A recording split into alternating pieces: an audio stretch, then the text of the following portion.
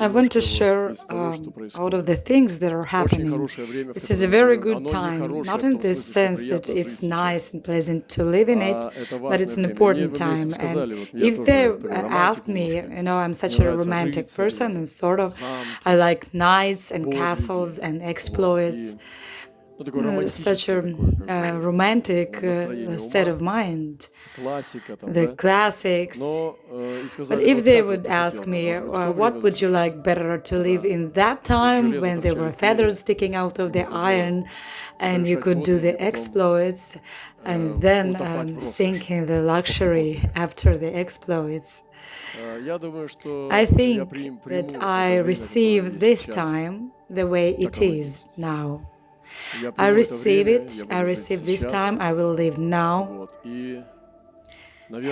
and probably things are the way things are now. This is the way it should be, and I want to be faithful in what I am called now. And I will share a couple of thoughts. And he said to them this parable, Luke 13. A certain man had a fig tree planted in his vineyard, and he came seeking fruit on it and found none. Then he said to the keeper of his vineyard, Look, for 3 years I have come seeking fruit on this fig tree and find none. Cut it down. Why does it use up the ground? But he answered and said to him, Sir, let it alone this year also, until I dig around it and fertilize it. And if it bears fruit, well, but if not, after that you can cut it down. I believe that in this parable reflects the condition of today's church. It is fertilized for another chance, for just one more chance. And a church doesn't handle many things. It's thousands of prayer houses all over the earth, but well, if you take the Roman Empire, what kind of first Christians they were? They actually could shed their blood for a single meeting. I was in those Roman underground ways, and really narrow, and they buried their brothers and sisters right in the walls of those underground ways. There was no other way to be a Christian. And just think, it's Sunday today. You go to a meeting, to church gathering underground, and you can lose your life, and you pass by these corpses. Those are brothers and sisters that you knew. They are buried right in the walls, in the clay on the left and on the right of you. You go inside. There is some space with no ventilation, some place for 30-50 people, and you gather in such a place. Each meeting was an exploit, and your brothers and sisters are thrown into coliseums to be torn by beasts. It's a different kind of Christianity. It was genuine. Roman warriors would come to a certain village or town. They would, gather all the inhabitants, and they were supposed to throw up the incense and say, Caesar is my Lord. And of course, true Christians didn't say that, and they were taken away or killed right away. That's the way Christianity began, with Christ crucified as the center of it, as the head of it, with the apostles who were all martyrs for Christ. Today, in our DNA, we want to get separated, dissociated with that kind of thing, and we want prosperity. How come and where did this paradigm shift? So the church has changed it. Nature changed its DNA, and this nature of the Roman church that was able to die, and they were so close to Christ. John knew Christ himself, Apostle John, he knew the smell of his bosom, but they all died as martyrs, as demonstrating that people closest to Christ will suffer. So for me, I'm determined. I'm solved. I'm determined to walk Christ after follow his traces. And it was maybe hard to imagine how before to imagine how can I follow Christ's steps. But right now I can clearly see that, because the word says that whoever desires to live a godly life like Christ will be persecuted. And there he says such words. And I think this is the condition of the church. Lord, let it alone this year also until you dig it around and fertilize it until it bears fruit. Well, but if not, after that you can cut it down. I think judgments are also coming for the church if it doesn't take this credit that God is giving to her. I believe that if we don't make use of this chance that God is fertilizing us, and this is not pleasant, fertilizers don't smell good. It increases the process of decay, processes of death. Some things have to die, have to be cut off, and fertilizer penetrates into where oxygen doesn't penetrate, and this process brings forth, calls forth new life. And Lazarus was already 4 days dead. It was the body, the corpse was decaying, even leaking. It was 4th day. And the body has to come to a certain condition, and it was hot there. When they rolled the stone away, it was the bad smell there. And this is the kind of church that God is working on. He wants to resurrect it, and we need new appearance of Christ. The church has discredited its own testimony so much that when you are invited into a certain church in any part of the world, you will realize that it has to be a certain place, a certain gathering, a certain room, a certain structure where you are invited. It's going to be a sermon, and there is a leadership structure. Certainly there are preachers, and there will be rules. Most of them are restricting, and the man has a certain association of what the church is. And of course they operate with highest notions as God and so forth, and you must, they work on your guilty feeling, duty feeling, mixing with some other things. I think that Jesus had absolutely nothing to do with this kind of thing. Jesus was the way to freedom. Jesus was the way to yourself, to your genuine self. Jesus was the way to your happiness. True, genuine happiness. He was not inviting into any structure. He was not inviting into any gathering or meeting. Jesus was the way to bliss. And we have discredited today our testimony of Christ, and that's horrible. The way we do it is horrible. You may wind up as soon as possible. Tell us what to do. Yesterday we had our evening school, and we were talking about Christian mystics. And we were saying that for a true mystic, well, I really don't want to speak it out because it breaks it. But anyway, spirituality doesn't mean anything for a mystic. He is not interested in his own spirituality. He is captured by something greater than his own spirituality. A true mystic doesn't even know where he is heading, and that's like solid food. Well, he's not. He doesn't know any structure where he is plunged into trust. That's why he is mystic. He is plunged into trust, totally and absolutely. Doesn't need any paved way. He knows. He abides in the trust as in an ocean of love. But, well, we'll leave them alone. We spoke of the 4 ways, the way of philosophy. There are Christian philosophers quite strong. There are also theologians who systemized the word and made certain configurations with certain priorities. regarding times, regarding his own, their own condition of holiness. Well, there are certain priorities that theologians build up. That's all important in the cause of the world church.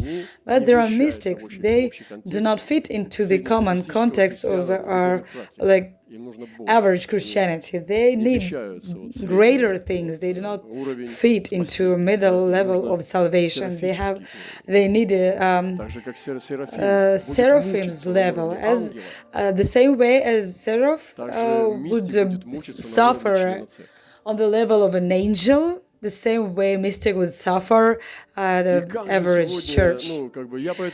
Therefore, I'm not going to give you any answer, because there is an answer already in the question, so hear it. If we ask a right question, there is already a part of an answer in it. And what Greeks did, they set the mystical experience to theology and made a science of it, but in reality, faith is not any science.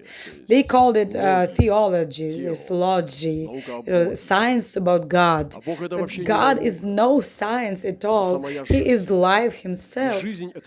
And life is not any science. And completely other notions are vital there, like your destiny, your purpose, or even accident or necessity. These are not scientific terms, they are more abstract. And today, we made a science out of life with Christ, and this horrible, we turned it into an institution. And therefore, I'm returning to the first Christianity, and here, when we had our worship time, we made a breakthrough. They sent me a program for this meeting. I thought I will never get saved in such a meeting. It's boring, it's all predictable, I know where it's leading to, not any good. It will lead us. Of course, we will play the game to the end, but it will never give us anything. I feel bored in such a gathering. I thought you bring forth the people of breakthrough and let them move in the Spirit. That's what has to happen with us and those priests who burn incense between death and life, and that's what works. And we're wildly praying and releasing the shouting bride. We have to realize that there's a breakthrough happening, that we are connected. This is the major point, to be connected. Doesn't matter the way you reach it. What matters is actually, as a matter of fact, it happens.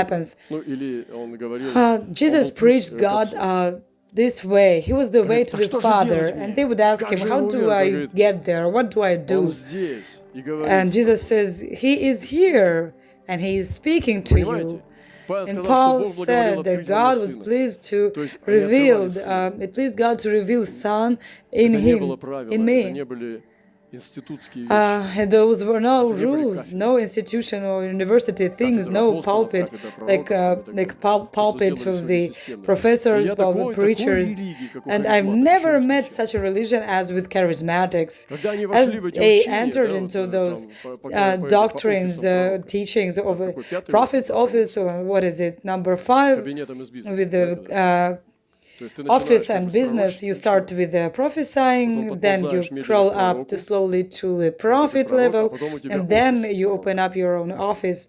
You get the office, monetized office of the prophet. Well, to me, as a mystic, to a certain degree, things are evident. Which is you can make a canal, out of a river. That's the effort they make, so that eventually they make a water store or a hydroelectric station. And this is called how to govern God, or how to govern grace, and brackets, how to become God. Exactly what the devil did. He governed the grace first, and then he wanted to sit upon the throne. Rome tried to destroy the church. Science tried to destroy the church. Atheism, Darwinism. The world is so much insane that they receive such a vulgar, dirty lie instead of truth. Today we have certain revelations which are interesting, and I'll read one of them. I have three, but I'll read one. Another is really personal, but one will help us. I see a man of God. He has a two-edged sword and is handling it very easily, but he's not using it against anybody. It's just in his hands. He can use it whenever it's possible,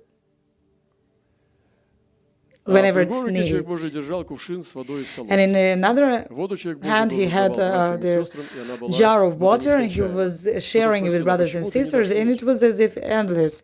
And someone asked, why don't you give the sword so that they get trained? The man of God said, because the sword is individual, each one has to have his own. And I really understand this revelation. I really have this very dangerous sword, which is to bring judgment. I know that certain people who encountered that sword, they know for sure it exists. I can release things, and this sword is working, and things will, will get really bad. God gave me this sword to release judgments into people's lives, and which really happens. And I mostly don't use it. Mostly I use the water, and the water is good, is the living water. So I really understand this revelation. The spirit of life, the spirit of the time that we're living in. We have to understand it. And Paul would write, and what are the parameters by which we can judge the time? Ecology, culture, arts? Okay. But I want to say that one parameter, one characteristic by which you can certainly judge the time, it's the soul of a man. That's the brightest and the most powerful symptom or characteristic which you can judge the time. And so he says such words. But know this, that in the last days perilous times will come. That's the spirit of the times.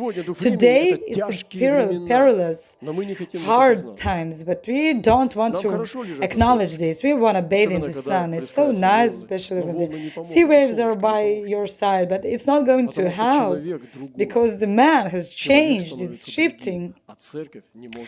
And the church is powerless, is not able. Until we begin to preach the gospel in the fire of the Holy Spirit, we will never see any change. It's hopeless. We will see degradation, not only of the world, but of the church. It's no secret that Christians are weak people, weak kind of people. Those who serve in the church, has been serving for over 10 years, they know that Christians are chronically weak people in their mass. Of course, psychics would say that a believer is a very strong person, but I know that in comparing to Christ, softly saying, they always have to be exhorted. So know that the perilous times will come, for men will be lovers of themselves, lovers of money. See, they made a survey of the young ladies. Is it important for you where your young man gets his money? No, I don't know. But what about he's stealing? No problem, let him steal. The major thing, he has the money. No matter what, where they come from doesn't matter. On the opposite, it's cool, Dirty money is no problem. So lovers of money, boasters, proud. Brothers and sisters, look at yourself. It's grace itself. But this is the spirit of our time. Proud, blasphemers, disobedient to parents, unthankful, unholy, unloving, unforgiving, slanderers, without self-control, brutal, despisers of good, traitors, headstrong, haughty, lovers of pleasure rather than lovers of God, having a form of godliness but denying its power. And from such people turn away. That's the spirit of the time. Of course, it talks about all believers as well, not only the world, but also the church people. The borders are blurred. And what spirit is the bride is walking in? She's walking in those predators, but she has to remain herself. And the way she was in the first Christianity with the first apostles, she has to remain. She's supposed to be the same nature. And today we were seeing, releasing this fire spirit.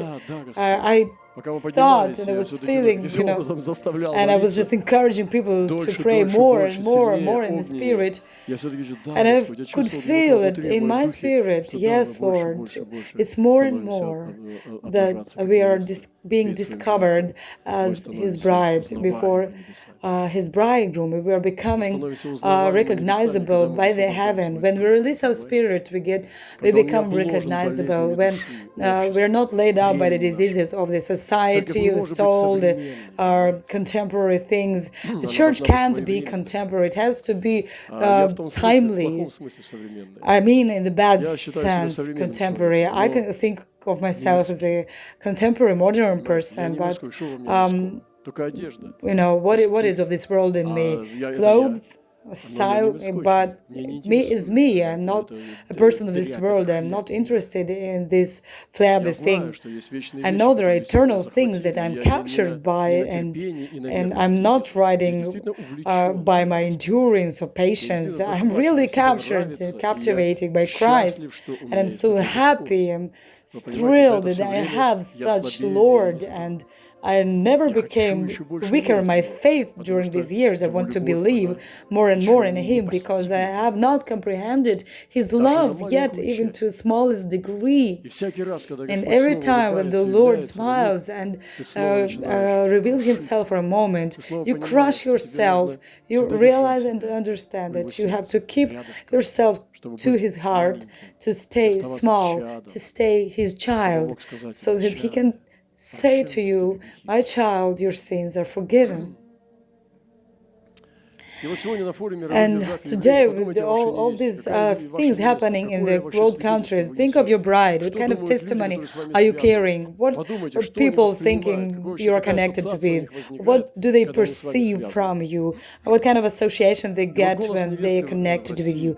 And the voice of the bride in Russia, what kind of voice does she produce? And we have to change our clothes, and there is a revelation about this changing clothes. And so He showed me the great priest Joshua, the high priest, standing before the angel of the Lord, and Satan standing on his right hand to oppose him. And the Lord said to Satan, "The Lord rebuke you, Satan. The Lord who has chosen Jerusalem rebuke you. Is this not a brand plucked from the fire? Today the Lord will choose, will pluck these brands." And he had these clothes, clothed with filthy garments, had to change that. He said that take away the filthy garments. And it's not only the sin that the priest did. Filthy garments can be also our understanding of Christ, our understanding of God, our wrong and corrupted understanding of revelation. It's not necessarily that you sinned and you now have filthy garments. You could have compromised, you could have kept silent where you were to speak, or you spoke where you had to keep silent. It's all filthy garments, disobedience to God, and it all leads away from the way of Christ. And he had these moments in his life when he was not in the light, but spots came upon his garments, and he was standing before the Lord, who said, actually, take away the filthy garments, and to him he said, see, I have removed your iniquity from you, and will clothe you with rich robes. And I said, let them put a clean turban on his head. So they put a clean turban on his head, and they put the clothes on him. And the angel of the Lord stood by. We have to get understanding, renewed understanding of this stone. I remember a revelation I saw of the stone that the builders could not understand. And in that dream, I was I was walking actually with a group of believers, and another group of was heading towards us. And it was a few weeks that I was in the Lord only. And that group asked my group of something that they needed, and this group had, but they didn't give it to them. And that other group, they were like playing with the balloons and laughing, and I realized those are charismatics. But I was with the other group, and they asked something from this group of mine, and they had it, but they didn't give it. No, we're not going to give it.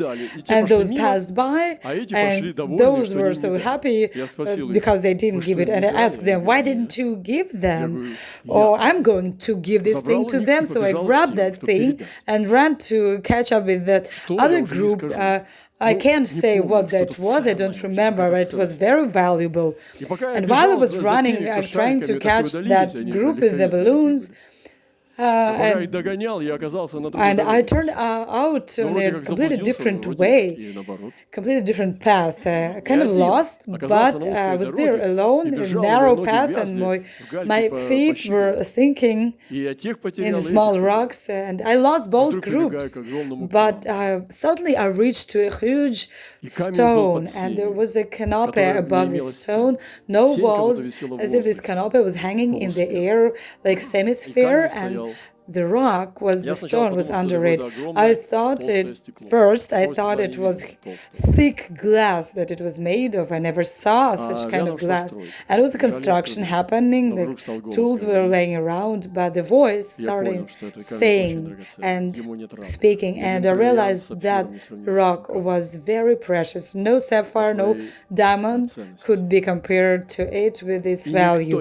And no one except me could understand how much of a treasure this stone was. It was rejected as if it were glass, because with the first quick glance it looked like glass, but I believe it was Jesus. And I never knew the scripture place that it actually talks. And then I came to an old lady, a believer, and she revealed the scripture place, watch what things you build up, because the fire will test the things that you build.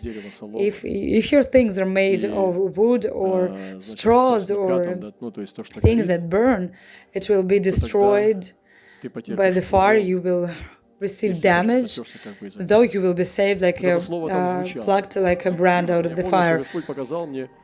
And that's the voice that sounded there. I remember that I felt it was like a catastrophe, a disaster shown there, such an all-consuming fire that there's no even ashes or smell left. It's like a nuclear explosion. No trace is found that the horrible fire was there. It consumes any kind of material, only the rock remains.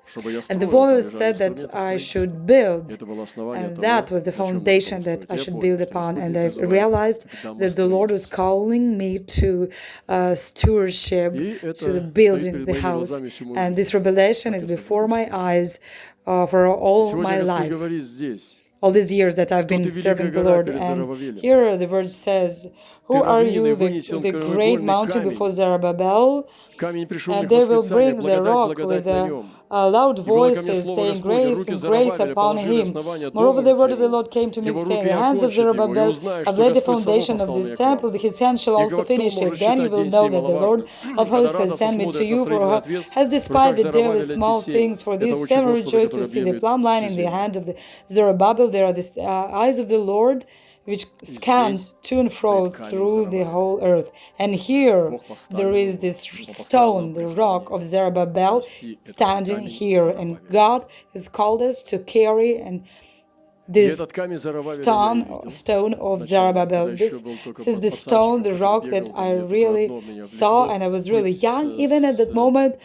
And the thing I was captured by, to be with the brothers and sisters who know God. I could spend days and nights watching them, praying, being comforted by the grace, prophesying. It was the greatest bliss for me on the earth. We took food, had tea. No other thing was so important for me.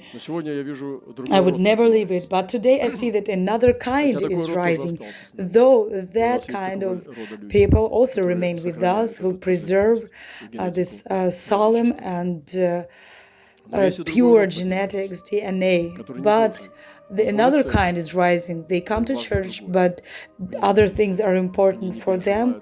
They do not experience the sweet things of Christ. They do not take pleasure in God Himself, and I'm scared kind of for them. And this fig tree is being fertilized, is given another chance. Sometimes we want to mix all the things, but these things do not get mixed. You have to make a transition, to change your clothes, to go through death and resurrection. It's impossible to mix these things, to mix things of the soul and spirit, because the man of the soul will always persecute the man of the spirit, and will stand in the way, put obstacles for the spiritual man. And even the Lord separated these things. He separated disciples. He understood those things. Our sleeping nations need revived, awakened leaders. We have no other chance. No strategies will help except the revived leaders. No other strategy can replace the revived man of the fire. Whatever you do, however you teach him to prophesy, whatever seminars you do with the church growth, no point in that if the man is not on fire. But you take the fire man who's there burning, not burning out. Life itself will lead him. So this is the major thing for us, to be revived, awakened. And the awakening is first of all characterized, if you also make characteristics for a revived person, first of all, whether he has a relationship with God or not, and they're activated. He loves all the time. He's all the time in fellowship. He has a very powerful dynamic movement towards God. Perhaps it's even silence, perhaps it's meditation or shout. There is so much truth in that shout. Maybe it's powerful ministry or some intensive or even physically. But wherever you can scan in this man, he is alive in the life to God, in his love to God. He is revived, and that's what we need most of all. It's a main strategy for today's church. It's a new man, revived man, full of the fire of the Lord.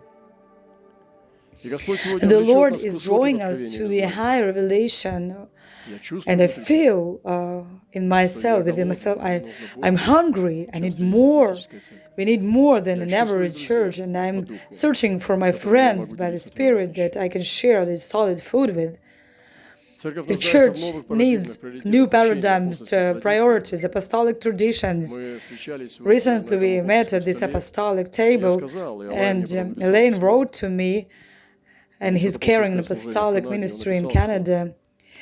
And I said to them that I hear in the voice that I've been listening to, I can hear diseases and weaknesses, and it's the voice of the bride, but I also hear this hoarseness of the voice, this chronic diseases of the lungs.